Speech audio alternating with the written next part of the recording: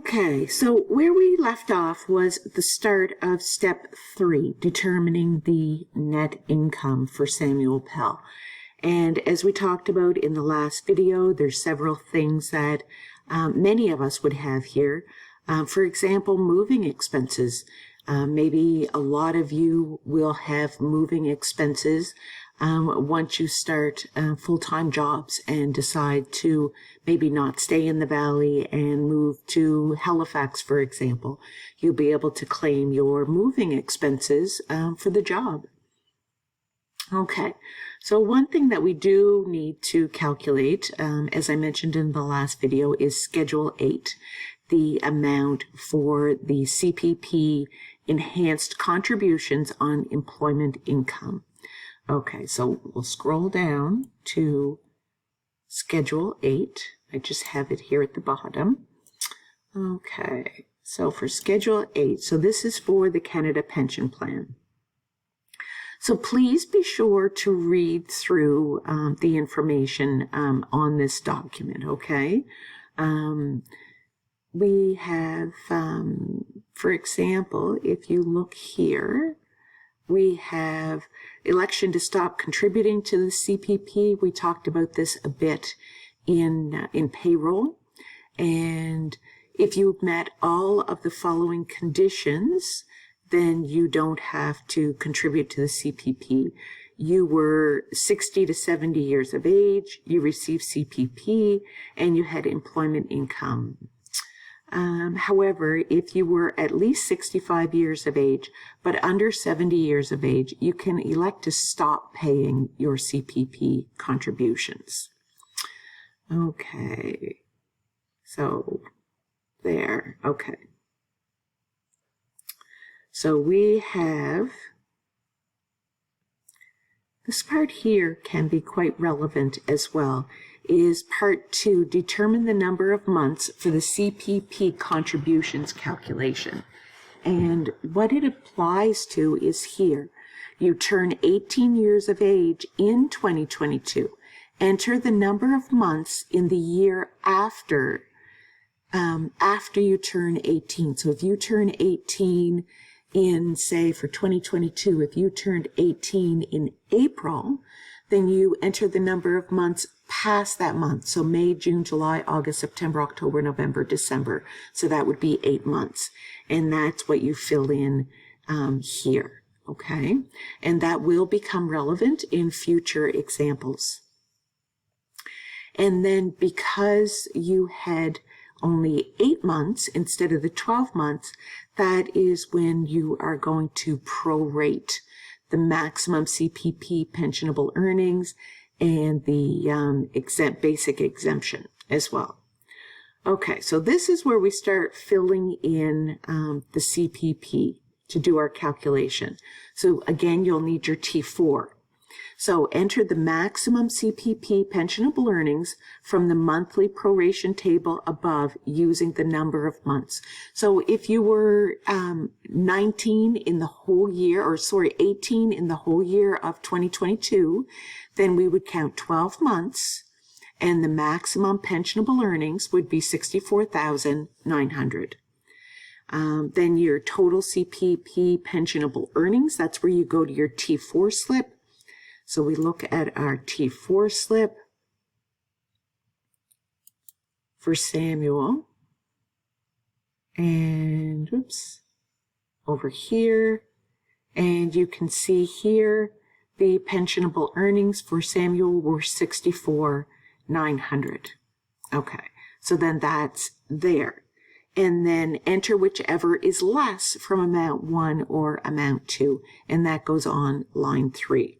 Enter your maximum basic personal exemption for your CPP, and as we know, everybody is entitled to the $3,500, but of course that's if you had the 12 months.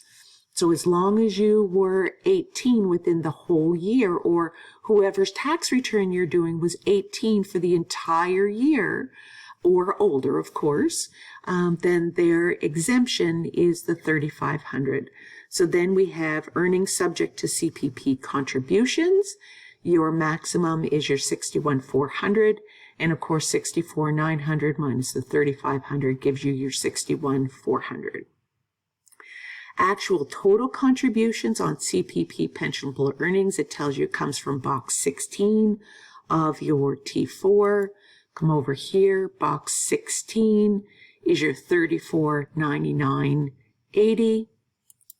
Back over here, 34,99.80. Okay, so here, actual base contributions on CPP pensionable earnings. You want to put here your amount from line 6. Okay, so this is very detailed. So your amount from line 6, which was your 34,99.80, must go here, and then you must multiply that by 86.8421%. Okay, so whatever amount ends up going here, you multiply that amount by this very precise percentage, and that'll give you 30,39.30. Okay, and then your actual enhanced contribution on CPP pensionable earnings, which is line 6 minus line 7, gives you line 8. And you can see here that it's the $460.50. So $460.50. And that is the amount that we go back up here, and on the page where we did the net income. Okay, so we've got one page too far. So we've got step 3, net income. You can see here, deduction for CPP enhanced contribution on employment income complete Schedule 8. And that's the amount that goes here. And as you saw, it was the $460.50. So there will be an amount on that line for every tax return that you complete. So now we want you to add up that whole column, so line 33, so you don't include the pension adjustments, which is here. Starts at line 33 down to line 50. And that's where you add it up. And since we only had the one amount, that's brought down. Then you carry it over to here. And then we have line 32 minus line 51. So line 32, which was your 70,000, minus line 51 will give you net income before adjustments of $69,539.50. And the reason I'm being so particular on this is honestly where I see the biggest mistakes that students make is adding instead of subtracting, or subtracting instead of adding, or missing a line when it says add line such and such to such and such, or adding too many lines. So just be very careful with the details, okay? Okay. So then we'll bring that down to our net income because we don't have any social benefits that we need to repay. And again, we're carrying that amount over to the next line. So now we're figuring out step 4, our taxable income. So we start with the line on 55, then we look Canadian Armed Forces deduction. We don't have that. We don't have any non-capital losses. We don't have any capital gains. We didn't live in the north, so we bring it down for our taxable income to be $69,539.50. And that's how much our taxable income is that we've earned out of the $70,000. So our next step is now going to be figuring out step 5 for the federal tax and how much federal tax that we owe on the taxable income of $69,539.50. Okay, now let's look at step 5, which is figuring out our federal tax. So in the information that you went through prior to starting tax returns, all the different research, you may have come across some information saying that Canada follows a progressive tax rate system. And just as a refresher, what that means is income, the the first amount of income that you earn is being taxed at a lower rate. So if you have earned $50,197 or less, all of your income is taxed at 15%. Okay? But if you've earned more than that, then the amount from $50,197 is still taxed at 15%, but then the amount over and above that, so from say $50,197 up to $100,392, the amount above the $50,197 is taxed at a rate of 20.5%.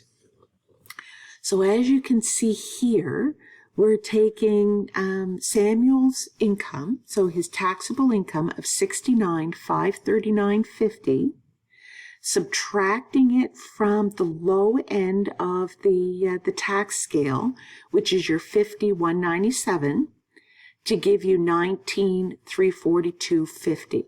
So this is the amount that gets taxed at the 20.5%.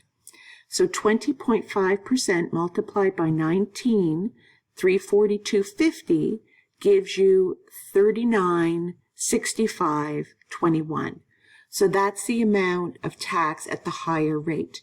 And then as you can see here, this $7,529.55, that is the original $50,197 multiplied by your 15%. So if you multiplied those two out, it would equal the $75,29.55. So those two added together tells you the federal tax on your taxable income. Okay?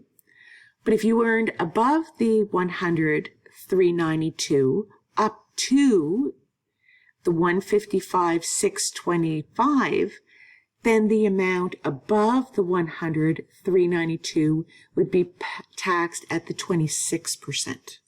Okay? Okay. So we know that the amount of tax, federal tax, on Samuel's taxable income is $11,494.76. Okay. So let's see what non-refundable tax credits he's entitled to. Right? And this is the information that you would have filled in on your TD1s. So remember this, the basic personal amount. So if you made $155,625 or less, then your basic personal amount is $14,398. And he did, so we're going to put that amount in there. Otherwise, we would have had to pull up the federal worksheet to be able to do some calculations.